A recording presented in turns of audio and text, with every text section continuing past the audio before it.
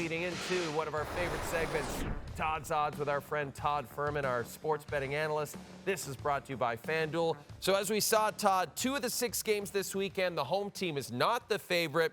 Is there a betting underdog that you feel might pull off an upset this weekend? I mean, Jay, hold on one second, though. Before we pay a little homage to some puppy love, if I have to see that graphic before every primetime game, I'm going to need our talented TSN crew to give you a visor, because I can't look at those eyes staring back at me through that face mask. It's a lot for me to handle for now over the next couple weekends. But since you want me to pick an underdog, I'll take one, and I know they've gotten awfully trendy, but we'll go to the Sunday Night Football game.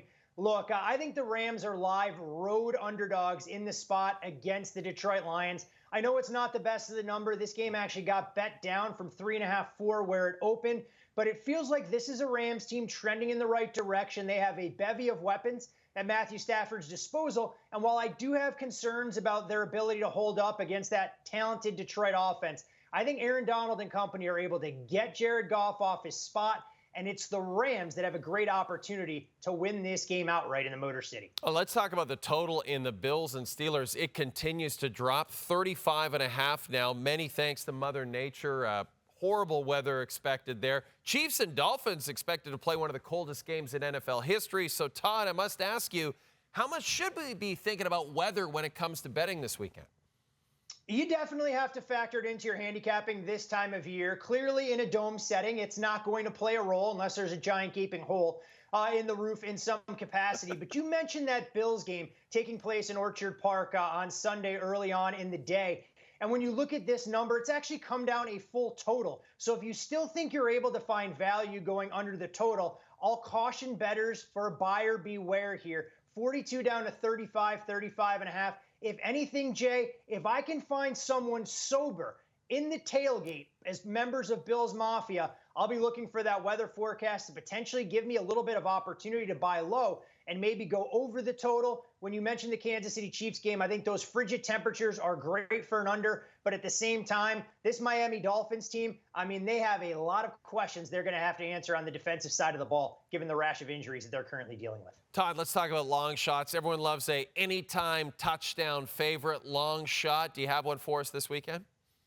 I not only have one, I have 3, and I know people are going to go, wait a second, Jay said just give him one. But you know what, Jay? I learned from you. I get to make some of these rules in the segment, so I'm going to take my opportunity for creative liberties here. And for me, the rule of thumb when I'm looking at an anytime touchdown score, especially in a postseason game where you see an increased level of defensive intensity, is to focus on some of the higher totals. So we'll go to the game on Sunday between the Green Bay Packers and the Dallas Cowboys. Look, Green Bay extremely banged up at the wide receiver position. We're not sure if Christian Watson is going to be out there dealing with a hamstring or if we're going to see Romeo Doubs, who was unable to finish last week against the Bears. So by default, I'll look at a player like Bo Melton, who has 1 touchdown reception over his last couple games and has really given them some depth opposite Jaden Reed. And I'll give you 2 potential options, both on the same team in the Sunday Nighter as members of the Detroit Lions. Jamison Williams returned to practice this week, was dealing with a bit of a lower body injury. He is the ultimate deep threat. And when you look at the Rams, they have been vulnerable to the deep ball all season long.